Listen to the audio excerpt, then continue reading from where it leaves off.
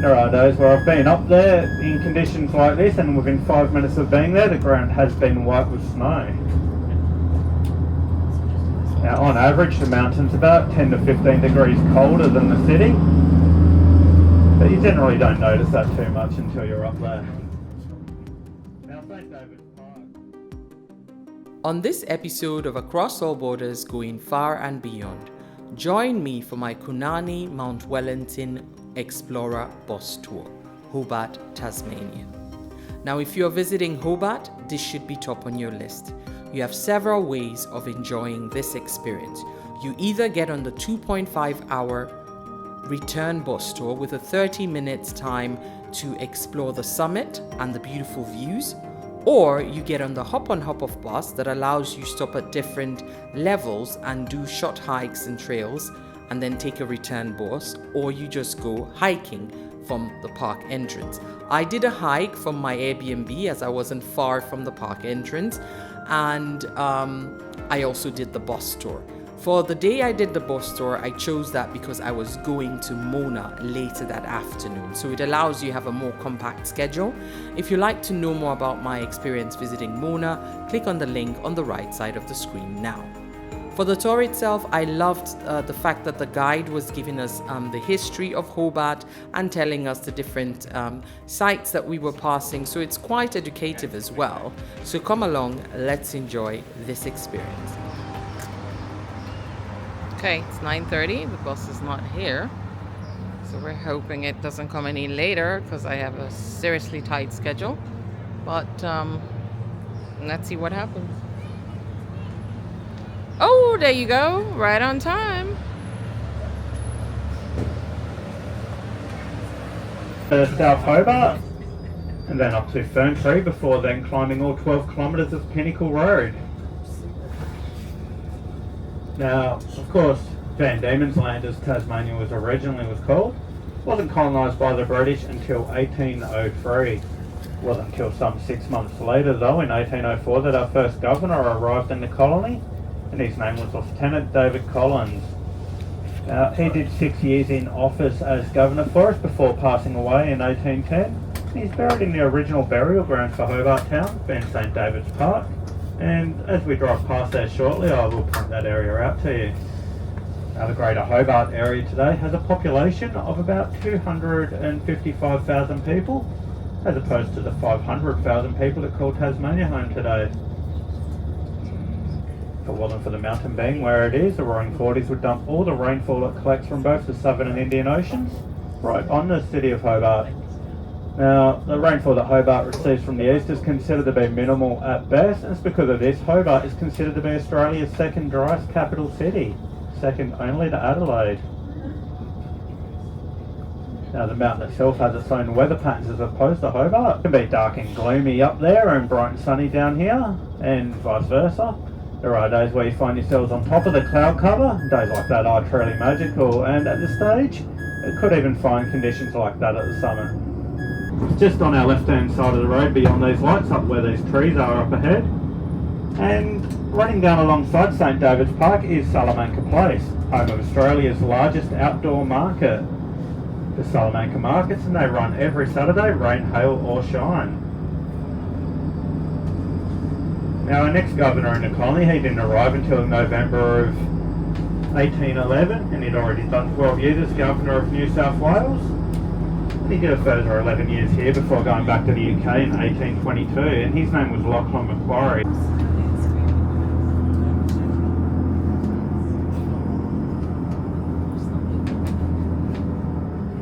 Now, shortly looking over the roof line of the houses on our right hand side, you should be able to see the summit of Mount Wellington, or the clouds that surrounding it.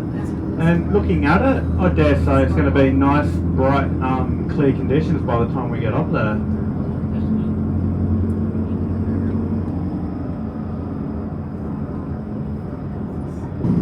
And unfortunately there was 62 lives lost that day.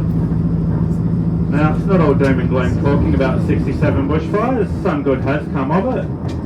That's the current bushfire management plans that the city operates to today. Now, the locals up in Ferntree, where we're heading before climbing the mountain, they weren't too numerous back in 1967. They had to very tough decision to make. They had to band together and concentrate their efforts into saving either the local church or the local pub. Would you like to yell out a guess as to which way they went with that decision? St. Raphael's Anglican Church. A beautiful little church. It's done the Swiss style.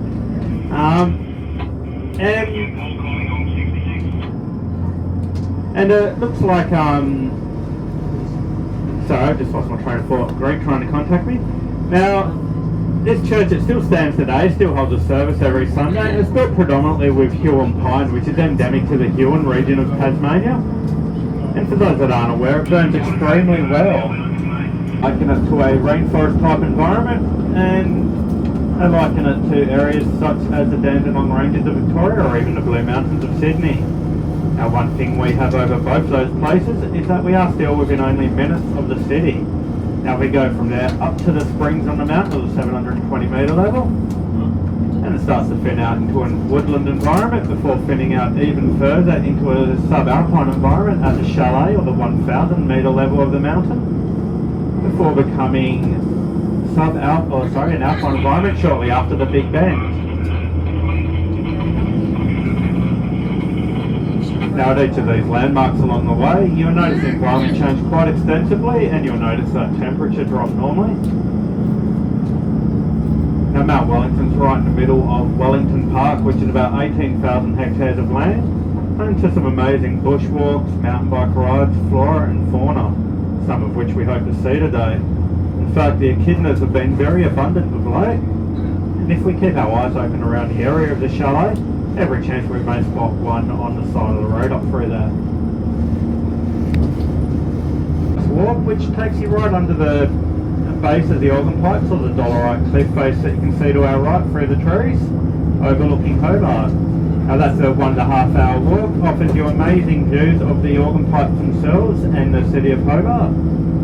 And for those looking to do that one today, my recommendation is to come to the very top with me, jump back on after we spend our half an hour up there, and then I'll drop you off at the other end of it, the chalet, on the way back. So you can do the organ pipes walk going downhill, back to the springs, and by the time you get back down there, it should be in time for the next bus to bring you back to Hobart. Now just quickly guys, on our left hand side we have the Fern Tree Tavern, established in 1967 in only 8 weeks using a range of building materials. It's amazing the place still stands. Got a wood fire in there, and it happens to be home of Tasmania's best and biggest chicken palmy. Could be a good dinner option tonight maybe. Now very different from the original establishment. Now the Springs Hotel up at the Springs that I was saying I'd be able to show you a photo of too was a majestic old building. It really is a shame they never re-established this. And you can imagine being here on a lazy Sunday afternoon, having a drink or 9. No, I could. Probably not in the winter of 1910 though. Now the snow does come down a lot lower than the level of the springs every year without fail. And of recent years we've even had snow settling at sea level in Hobart. It does happen quite often. Now, gives you an idea just how extreme an environment not only the mountain is, but Hobart can be also. Now the easy part of the drive, Davy Street, Huon Road, that's over and done with. The real adventure begins now. Always nervous laughter when I say that. Imagine this mountain being completely iced over and covered in snow, and when the weather's eventually warmed up enough to melt it all the water that's resulted from it has had to go somewhere, and as gravity would have it, straight downhill. Now it's such large volumes of water that it's actually washed away and eroded all the soil from amongst these dolerite rocks, leaving them exposed in these formations.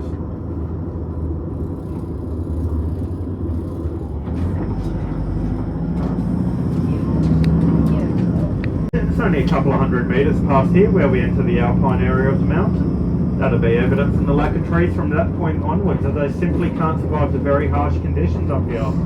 Now you'll still see all the very hardy shrubs and bushes, but being permanently windswept to the east, they will tell their own story of the environment up here.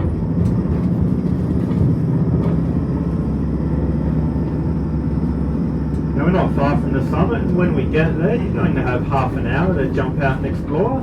Maybe even 35 minutes by the time we get there. And we're going to aim to be... One sec guys.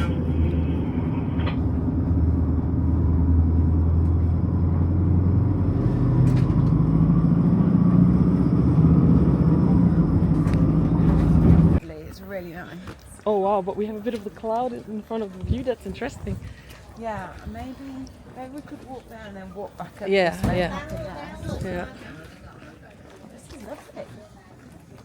I'm glad I chose today because I was looking at the weather forecast. Yeah. Yeah, and today's actually looks very good. I don't know if tomorrow will change or whatever, but today is. I'm here till well, not here, but in Tasmania until Tuesday, and I think Monday's meant to be bad. Oh really? Yeah. Okay. I seem to have been lucky with the weather that it's like the storms are coming a couple of days after I've been somewhere. Oh, But I think it was very cold yesterday. Oh, were you here yesterday? Yeah, it was windy and cold. So when I saw the forecast for today, I was like, yes, finally. Good day. Definitely. Yeah. How long are you here for? So I'm leaving on Sunday. Yeah. I'm heading to Launceston. Oh yeah, I'm going there. Oh really? Okay. I'm heading there and I'll be there 3 nights. Yeah. And then, I still have to decide either I fly back then the next day or I do one more night. I fly to Melbourne. Yeah. I also where I'm going. Oh really? Okay. Yeah. Then I'll be 2 nights in Melbourne and then I fly back to Auckland. Ah, Yeah. nice. So how long have you been away in total? So I will have another 1 week in Auckland and it will be 5 weeks in total. On the 21st I fly back to Germany. Nice. Yeah. But a bit ironic because all of the summer I was hoping for hasn't really been here. No.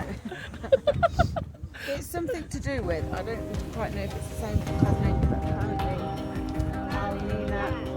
El Nino and La Nina or something. It's to do with like every 3 years or something.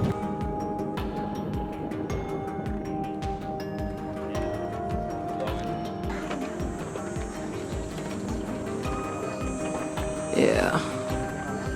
Maybe we'll get one. What's there? It's this bit here, this cloud's all Yeah. together.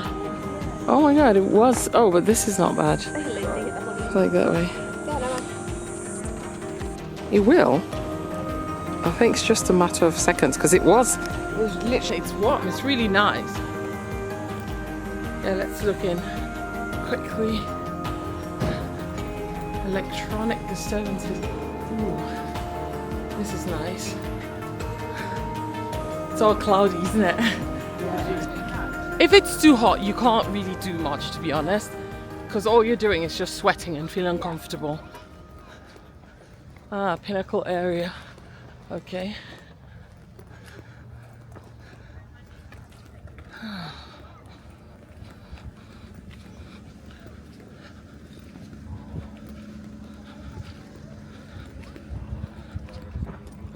Southwest view. Okay, perfect. 200 meters.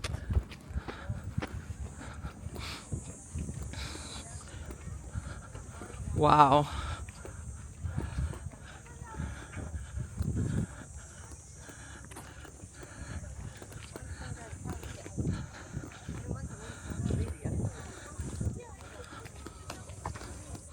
Yeah, I think I might come back with the one-way bus.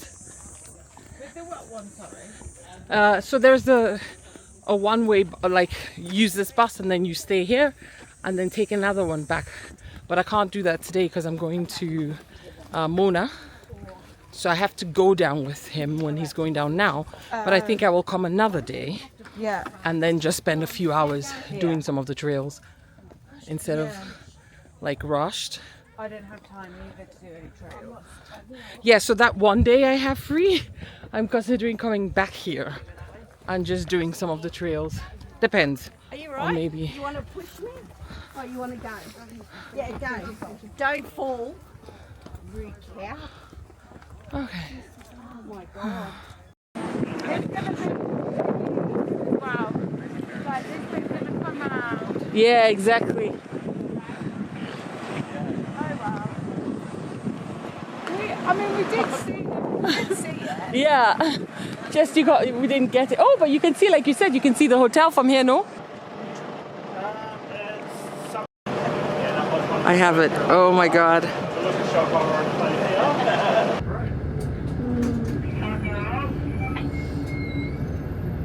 They even still do onions at this one.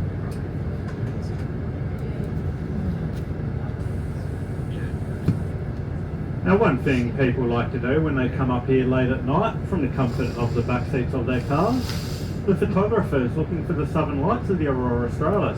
Seems like some of you guys thought I was going to say something else then. Seems like some of you guys might need church.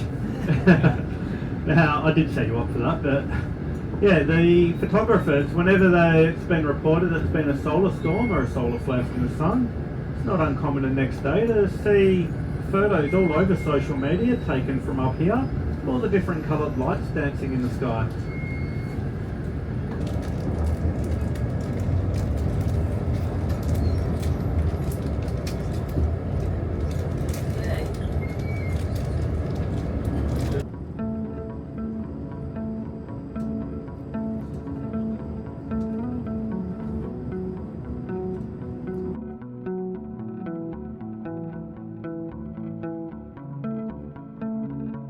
I do hope you've enjoyed this episode. Thank you very much for watching. Yours truly, Liesl81.